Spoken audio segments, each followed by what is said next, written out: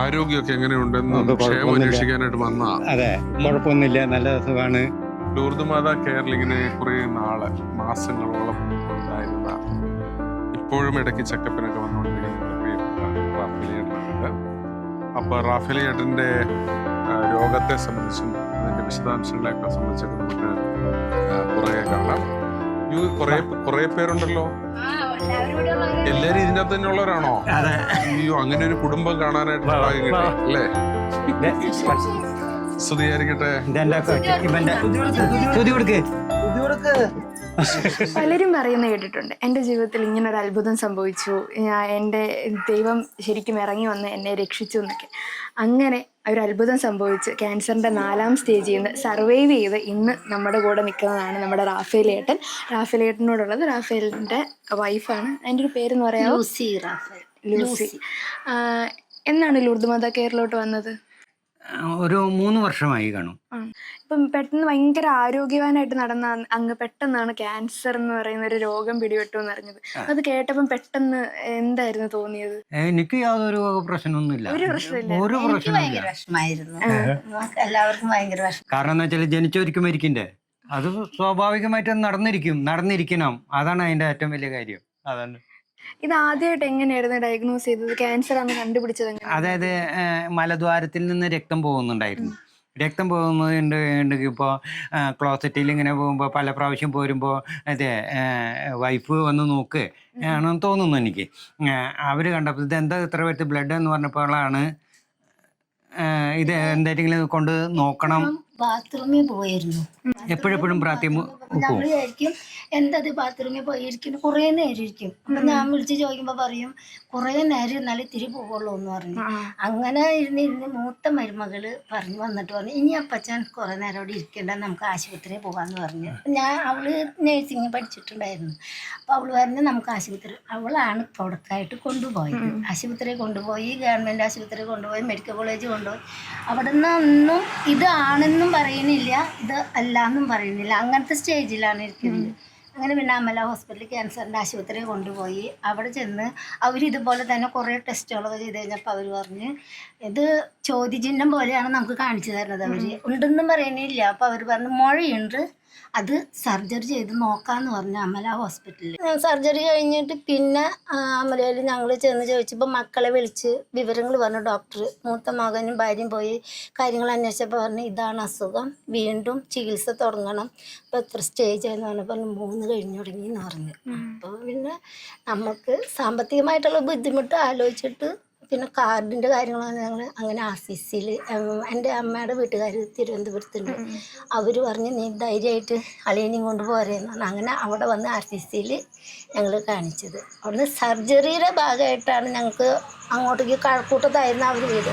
അവിടെ പോകാനും വരാനുള്ള ബുദ്ധിമുട്ടാണ്. പിന്നെ ഇവിടെ ഞങ്ങളുടെ ഇടവകത്തെ സാജിമാറൊക്കെച്ചൻ പറഞ്ഞത് നിങ്ങൾ ധൈര്യമായിട്ട് പോയിക്കോ, അവിടെ ലൂർദ് മാതാ കെയറിൽ എപ്പോൾ ചെന്നാലും നിങ്ങൾക്ക് ഇത് കിട്ടും, നിങ്ങൾക്ക് താമസിക്കാം, ബുദ്ധിമുട്ടൊന്നും വരില്ല, നിങ്ങൾ ധൈര്യമായിട്ട് പോയിക്കോളാൻ പറഞ്ഞു. അങ്ങനെ ആ അച്ഛൻ വഴിയാണ് ഞങ്ങൾ ലൂർദ് മാതയിൽ വന്നത്. പിന്നെ അവിടെ നിന്ന് 2 മാസം 3 മാസമൊക്കെ അവിടെ നിന്നിട്ടാണ് സർജറി കഴിഞ്ഞിട്ട് 2 മാസം നിന്നു. റേഡിയേഷൻ അല്ല കീമോയ്ക്ക് 2 മാസം നിന്ന്. പിന്നെ ഞങ്ങൾ എല്ലാ മാസവും ഞങ്ങൾക്ക് RCCയിൽ വരണമായിരുന്നു ബാഗിൻ്റെ കാര്യത്തിന്. ബാഗ് കിട്ടണമെങ്കിൽ ഞങ്ങൾക്ക് അവിടെ കൈ വയ്ക്കണം. അപ്പം ചേട്ടനെയും കൊണ്ട് എല്ലാ മാസവും ഞങ്ങൾ ലൂർദിൽ വരും. അവിടെ നിന്ന് 2 ദിവസം നിന്ന് ഡോക്ടറെ കണ്ട് ബാഗൊക്കെ വാങ്ങി. പിന്നെ സർജറി കഴിഞ്ഞ് 1 വർഷം വരെ കുഴപ്പമുണ്ടായില്ല. 1 വർഷം കഴിഞ്ഞപ്പോൾ വീണ്ടും ടെസ്റ്റ് ചെയ്തപ്പോൾ ഇതന്നെയുണ്ടെന്ന് പറഞ്ഞ് പിന്നെ വീണ്ടും കീമോ ഒക്കെ ആയിട്ട് നടക്കണേ. പക്ഷെ ആള് അത് നമ്മളെ കാണിക്കുന്നില്ല. 2ാം വട്ടവും വന്നിട്ടുണ്ട്, ചെറുതായിട്ട് നിൽക്കുന്നുണ്ട്, മാറിപ്പോയിട്ടില്ല എന്നാണ് പറഞ്ഞിരിക്കുന്നത്.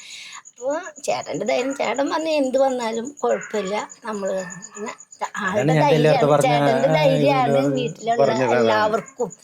ആളത് അങ്ങനെ എനിക്ക് വയ്യായി ഉണ്ട് എന്നുള്ള ചിന്തയിൽ ആൾ നടക്കുന്നില്ല.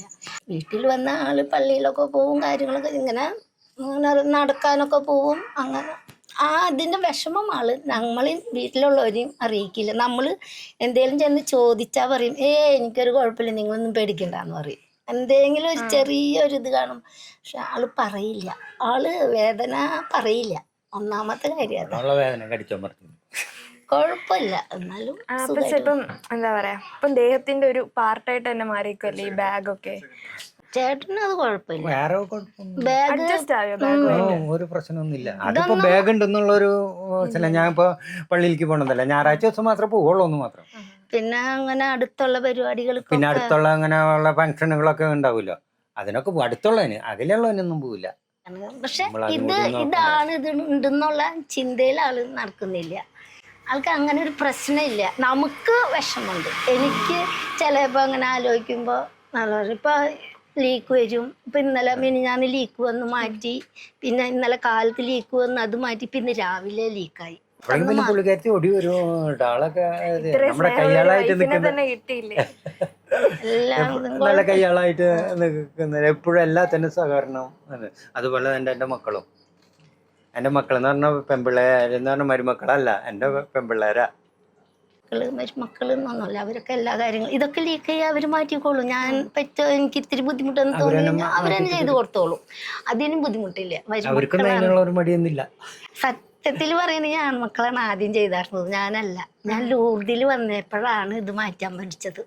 അതുവരെ വീട്ടിലുള്ളവരാണ് ചെയ്തിരുന്നത്. ഇപ്പൊ ലൂർദ് മാതാ കെയറിൽ വരുന്ന മിക്കവാറും ബൈസ്റ്റാൻഡേഴ്സ് ആയിരിക്കും കൂടുതലും വന്നിട്ട് എല്ലാ കാര്യത്തിലും സഹായിക്കുകയൊക്കെ ചെയ്യുന്നത്. റാഫേലേട്ടന് എന്ത് ബുദ്ധിമുട്ടുണ്ടെന്നുണ്ടെങ്കിൽ, എത്ര വയ്യായ്മയാണെന്നുണ്ടെങ്കിലും വന്ന് എല്ലാ കാര്യത്തിലും ഭയങ്കര ആക്റ്റീവായിട്ടാണ് അവിടെ എല്ലാത്തിനും സഹായിക്കുന്നതെന്നൊക്കെയാണല്ലോ കേട്ടത്. അതെ, നമ്മളെല്ലായ്പ്പോഴും എല്ലാവരോടും അതൊക്കെ ഇവർക്കറിയാലോ, അറിയാലോ. ഒന്നും വിഷമമില്ല, അതൊന്നും. ഞങ്ങൾക്ക് ലൂർദ് മാതയിൽ വന്നിട്ട് ഒരു പ്രശ്നമില്ല, ഹാപ്പിയാണ്. നമ്മുടെ ഇതാണ്. ഇപ്പം അങ്ങോട്ട് വന്നപ്പോഴത്തേക്കിനും ജോലി, വീട്, അതുപോലെ തന്നെ ട്രീറ്റ്മെന്റ്, ഇതെല്ലാം കൂടെ എങ്ങനെ ഒരുമിച്ച് ബാലൻസ് ചെയ്ത് കൊണ്ടുപോയത്? അല്ല, നമ്മൾ ഇവിടുന്ന് പോന്നു കഴിഞ്ഞാൽ മക്കള് വീട്ടിലത്തെ കാര്യങ്ങളൊക്കെ അവർ ചെയ്തോളും. നമുക്ക് വീട്ടിലത്തെ ഒരു കാര്യം ചിന്തിക്കേണ്ട, വേണ്ടല്ലോ. ഇല്ല, അങ്ങനത്തെ ഒരു കാര്യം നമുക്ക് ചിന്തിക്കേണ്ട. ഇവരെല്ലാ കാര്യങ്ങളും ചെയ്തോളും. അവിടെ വന്നു കഴിഞ്ഞാൽ ആശുപത്രിയിലത്തെ കാര്യങ്ങൾ നമ്മൾ തന്നെ, ഞാൻ തന്നെ ചെയ്യണം. ഇവർ വന്നാലും അതിൻ്റെ ഉള്ളിലേക്ക് കയറ്റൂലല്ലോ. പിന്നെ പൈസയുടെ എന്തെങ്കിലും കാര്യങ്ങൾ വന്നു കഴിഞ്ഞാൽ മക്കള് അയച്ചു തരും. പിന്നെ അച്ഛനായിട്ട് ഞങ്ങളെ കുറെ സഹായിച്ചിട്ടുണ്ട്. പിന്നെ മക്കള് ഇവിടുന്ന് പൈസയുടെ കൂടുതൽ കാര്യങ്ങളാണ് ഇവരൊന്ന് അയച്ചു തരും ഞങ്ങൾക്ക്.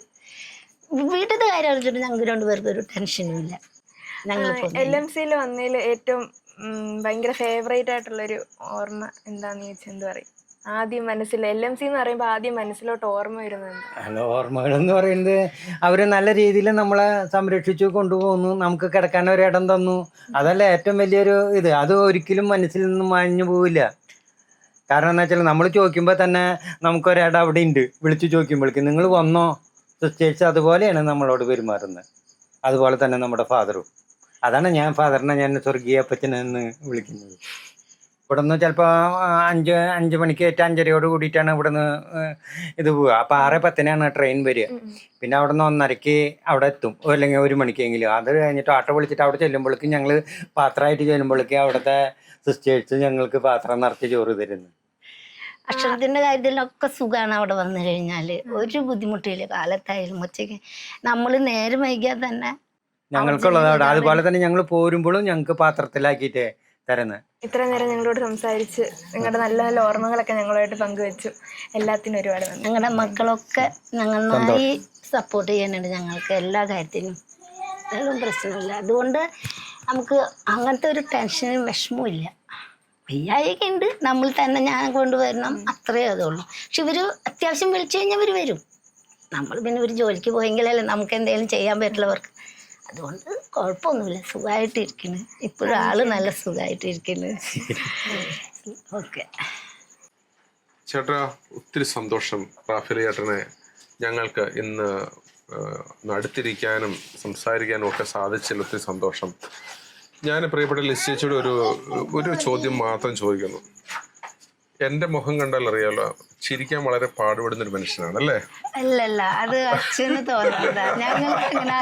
പക്ഷേ ഞാൻ അവിടെ ലൂർദ് മാതാ കെയറിൽ വന്നിട്ട് ഇത്രയും 10 പൈസ ചെലവില്ലാതെ ഇത്രയും ചിരിക്കുന്ന ഒരു മനുഷ്യനെ ഞാൻ വേറെ കണ്ടിട്ടില്ല. എന്ന് വെച്ചാൽ അതൊരു ഹൃദയത്തിന്റെ നിറവിൽ നിന്നുള്ളൊരു ശരിയാ. പണ്ട് മുതലേ ഇതിങ്ങനെയായിരുന്നോ? അതങ്ങനെ തന്നെ. ഇപ്പൊ വീട്ടിലും ഇപ്പൊ വന്നാലും അങ്ങനെ തന്നെ. ഇതിങ്ങനെ ഉണ്ടെന്നുള്ള ചിന്ത ആൾക്കില്ല. ഇതൊക്കെ ഒരു വഴിക്ക് വെച്ചിട്ട് ആള് എല്ലാവരോടും അത് വളരെ ഈ ഒരു എന്താ പറയാ, എൻ്റെ അടുത്ത് ആദ്യം പ്രാർത്ഥിക്കാൻ വരുമ്പോഴും രോഗത്തിന്റെ ഇങ്ങനെ അപ്സ് ആൻഡ് ഡൗൺസ് ഒക്കെ ഉണ്ട്. ചില സമയത്തൊക്കെ ആണെങ്കിൽ ഇച്ചിരി വേദനകൾ കൂടുതലുള്ള സമയമുണ്ട്. അപ്പോഴും ഒന്നും തന്നെ എനിക്ക് ചെറിയൊരു മൗനം ഞാൻ ശ്രദ്ധിക്കുന്നുണ്ടായിരുന്നു. എങ്കിൽ പോലും ആ പുഞ്ചിരി ഒരിക്കലും നഷ്ടപ്പെടുത്തിയിട്ടില്ല. അപ്പച്ചനുണ്ടാവില്ല, എനിക്ക് പിന്നെയും ഇങ്ങനെ ഒരു അസുഖം വന്ന ആളാണെന്ന് കണ്ടാലും പറയത്തില്ല, പെരുമാറ്റത്തിലും പറയത്തില്ല. അത് തന്നെ ഞങ്ങൾക്ക് നൽകുന്ന ഏറ്റവും നല്ലൊരു അനുഭവം എന്ന് പറയുന്നത്. ഈ പ്രേക്ഷകർക്കൊക്കെ കൊടുക്കുന്ന ഒരു പ്രതീക്ഷയുടെ അനുഭവം. ആ അനുഭവം പകരുന്ന പ്രിയപ്പെട്ട റാഫേൽ ചേട്ടനും യഥാർത്ഥത്തിൽ സൗഖ്യത്തിന്റെ ശുശ്രൂഷയിലാണ് പങ്കുചേരുന്നത്. നിങ്ങൾക്ക് എല്ലാവർക്കും ഒത്തിരി നന്ദി.